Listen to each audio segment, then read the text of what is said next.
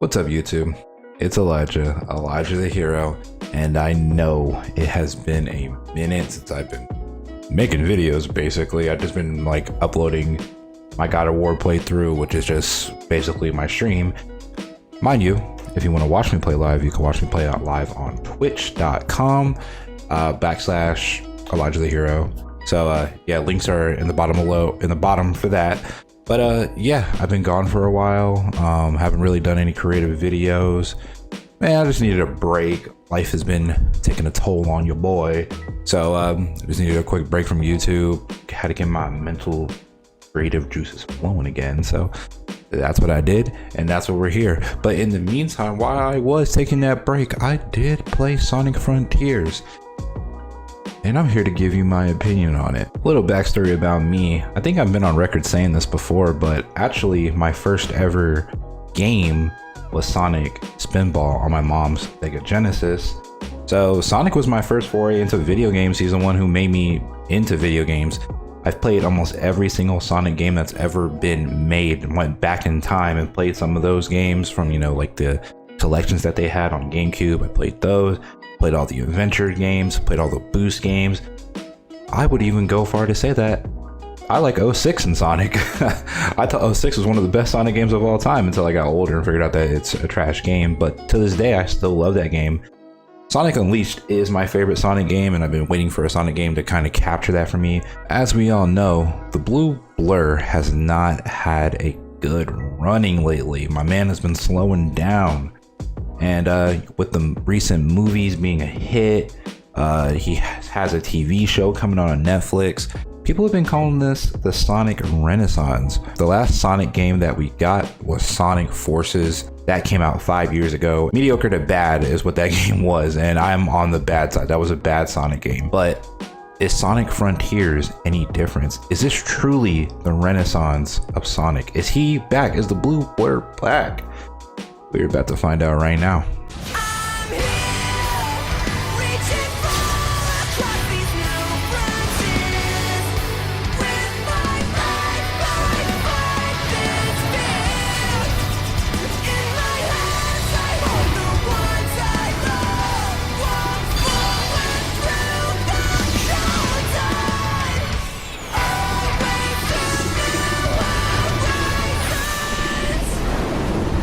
Typically when I do these videos, I like to just, keep it short and simple. Pros and cons list, you're only here to hear about the goods and the bads about the game, not really how I feel about the game.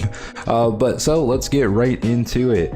In the open world of Sonic, this is the first open world game. Well, I guess it's an open zone is what they're calling it. Open world is pretty fun. I do think the first two levels or open zones are really good.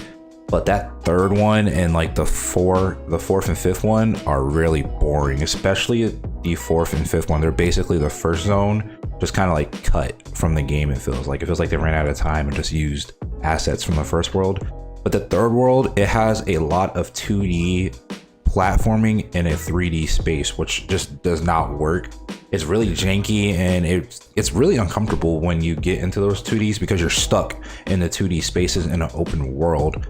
So that is I guess that is a first con. I don't like that about the open world. I think for the next game, they should just not have 2D spaces in the open world. I'm pretty sure they're gonna do it, but they should not do that again. It was really bad. I didn't like it at all. Secondly, a thing I liked in the game is the references. There are a lot of references in this game to past events. I don't think any of the Sonic games have ever came out and say that, this has happened in this timeline. This hasn't happened, this is canonized. Like Sonic refers to Jet from Sonic Riders, so that means Sonic Riders has happened in this world. He refers to Shadow and what he's been going through, and he refers to people like Gamma and stuff like that. And then he says that like the ruins in the game remind him of Mystic Ruins from Sonic Adventure 1. And that's another thing in itself that I really like. I don't think Sonic has ever had this level of world building in a video game. He's had it in the TV shows, but in the video game, he's never had this level of world building, and everything feels so connected, and I love that. Especially being a longtime Sonic fan, I really do love that. It's more connected than Generations was. Another thing that I really liked, I think the voice acting is really good in the game. I don't really care too much about voice acting in games, but the voice acting in Sonic Frontiers is really good. It feels like they draw a lot of inspiration from anime. And keep that in your mind because there's a lot of anime inspirations in this game, from the tone of the game and the voice acting. I feel like they really looked at anime and was like, this is how you need to voice act. I don't like Sonic's new voice actor that he's had since 2010, but he really killed it in this one. I don't know his name, but he really killed it. Same with Tails' voice actor and Amy. This is the first time I ever found Amy enjoyable in a game. I never liked Amy. She's been really annoying, but in this game, she's actually really cool. And it feels like the characters are actually friends through the voice acting. There's a lot of emotion in this game. It's pretty dark and sometimes, and pretty like, it's really good. They just have a wide range of emotions that they show in the game, which I never really had in a Sonic game. I think the story is good. That's another pro in the game. Story is really good. It's probably one of my favorite Sonic stories in a while. I thought the ending kind of was but the beginning of the game and the middle of the game was really good, but the end of the game, it feels like they just didn't know what to do, or like they ran out of time to really flesh out Sage, which is the ghost girl that you see in all the promotion. The sense of adventure in the game is really good. I think that's all the like pros of the game, and that's kind of just like the really best parts of the game. Now we can get into the cons. This game's cyberspace levels are like your traditional boost stages in Sonic games. You know, in Sonic Unleashed and Generations, the traditional boosting is so bad. I don't know how they screwed it up so badly when they have games that they've been doing this forever. Sonic's speed in the actual open world of the game and Sonic's speed in cyberspace are two different speeds.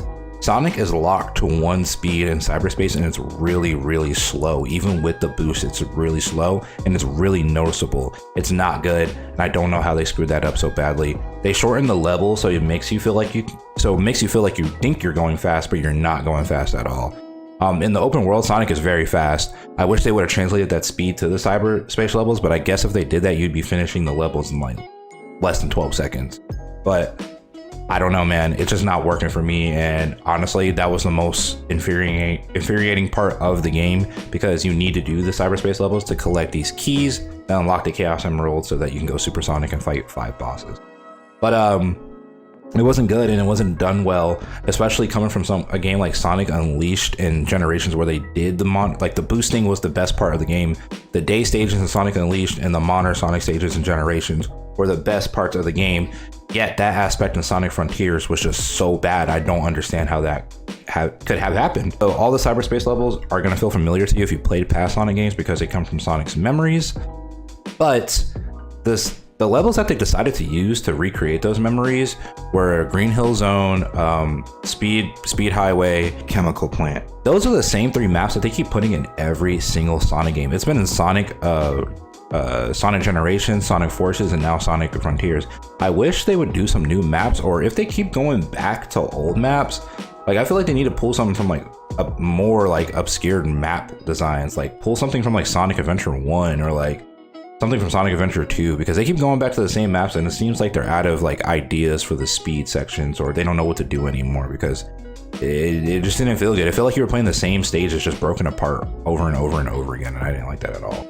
Next thing I want to talk about is the combat in Sonic Frontier. Sonic is switching to more of like a Devil May Cry style of fighting and more action heavy fighting, but it kind of misses the mark a little bit. It's not as deep as something as Devil May Cry's combat system. It works for this game, but it's very button mashy. Yeah, there are some other inputs that you have to press, but you're just gonna be hitting square the whole entire time. And then at one point you can level up to, or you can unlock the skill of auto combo. So then you don't even have to think about the inputs. They'll just do it by itself. Sonic has like some skill attacks that he can use, but there's no skill meter. So you can just keep spamming them as much as you want on any boss. By the point where I was in the game, Sonic was so OP that like I just shredded through every single boss encounter not boss encounter that I had, every single like fight scenario that I had. He just was super OP. I don't really care for the combat. I didn't think it was that good. The parry system, it doesn't take any type of like timing. You just literally hold the buttons and he'll auto parry. So that doesn't take any skill. There's just no skill in the combat whatsoever, not even in the bosses. And when I say the bosses, I'm also speaking about the Supersonic bosses. Now, the Supersonic fights were some of the best parts of this game. Every time a Supersonic fight happened, it was so good. The music was so good. It felt like you were playing an anime, to be honest with you. Like, you just need to listen to the song.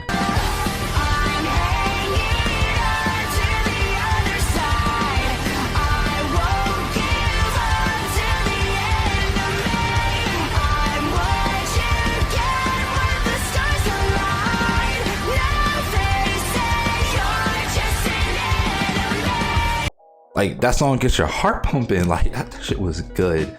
Use my language, but it was really good. And I feel like it was just really well done. The only problem with the supersonic stages is that there's so much going on the screens and so many particle effects that sometimes it's really hard to see what's going on. Like for instance, the second boss battle in Supersonic, I didn't know how to fight the boss. I spent like 10 minutes on that boss fight because I didn't really know how to fight the boss because there was so much going on the screen. I was getting hit by everything that I was just kind of lost track of what I was supposed to be doing. And also in those boss fights, the game doesn't tell you beforehand how prepared you need to be. So like you can go into a boss fight with like 50 rings, right? And Sonic will go supersonic. He'll have those 50 rings when you go supersonic.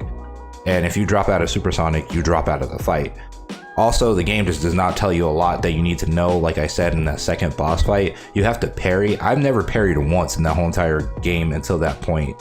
And I was like, oh, they never said that you need to parry. You just kind of have to figure it out by yourself. So there's a lot of figuring it out by yourself and a lot of exploration, which I guess is what the game is trying to market towards and what it's about. So I guess that's kind of understandable. But yeah, I thought the boss fights were the best part of the game. Every supersonic fight was really good, except for the last one. Like I keep saying, the last part of the game, it feels like they just ran out of time and did not know what to do, because that last boss fight was so boring and really bad when you have all these great boss fights. I think this game needed more time in the oven to cook, and it would have became a nice cake or something, like something sweet and delicious, but it wasn't. They rushed it a little bit. I know the Zelda comparisons, it feels like Zelda, it looks like Zelda. Yeah, it does, and that's okay. I think it works for Sonic. Honestly, if I had to say all in all, I wouldn't really tell somebody to get this game for full price. Black Friday's around the corner. If you're a Sonic fan, definitely get it. It's not a bad game. I think this is a step in the right direction for Sonic, and I really hope they greenlit Sonic Frontiers 2. I hope that game is just like a fully open world Sonic game with no 2D sections. And I hope that, you know, it's like, maybe if it is like this open zone thing that they're doing, maybe they can have like a city zone, like where you can run around the city and see NPCs, because I think the game was a little boring at times because the worlds are like kind of bland and there's nothing really going on. They're all ruins and of an ancient civilization. So it makes sense in context of the game. But for the next game, I kind of want, you know, NPCs, something more there. And honestly, for the cast of Sonic, like the side characters, I wish there was more for them, because in this game you have Knuckles, Amy's, and Tails, and they were just kind of, you know, your standard like fetch quests. Like they'll just give you quests all the time. They didn't really serve a purpose to the story. They just kind of like hurdles that Sonic needed to overcome and help his friends. But yeah, so I guess those are like my pros and cons for Sonic Frontiers. This is a review for it, and I guess my verdict is that Sonic Frontiers is a good game, but not a game you should pay $60 for. You should definitely get this game for like 40, 30, I would even say 30 and below. It's an okay game, it's a decent game, it will take you some time to beat. You know, it's a fun game, but there are some frustrations there, and I hope this helps you decide if you want to get Sonic Frontiers. Sorry that this review came out late, but you know, been going through some things. But yeah, I hope you enjoy this review. If you do pick up Sonic Frontiers, let me know. If you're just like, nah, I'm not a Sonic fan, let me know. Let me just know how you feel about Sonic in general. I'm a huge Sonic fan. I thought this game was good. I want to say it was a great game. Well, it was a great game. I want to say it was like the best. Yeah, definitely let me know if you pick this game up. I've been Elijah the Hero. Peace. Thanks for watching the video. Like, comment, and subscribe. Push the notification bell to be notified for new videos. And remember, have a great day.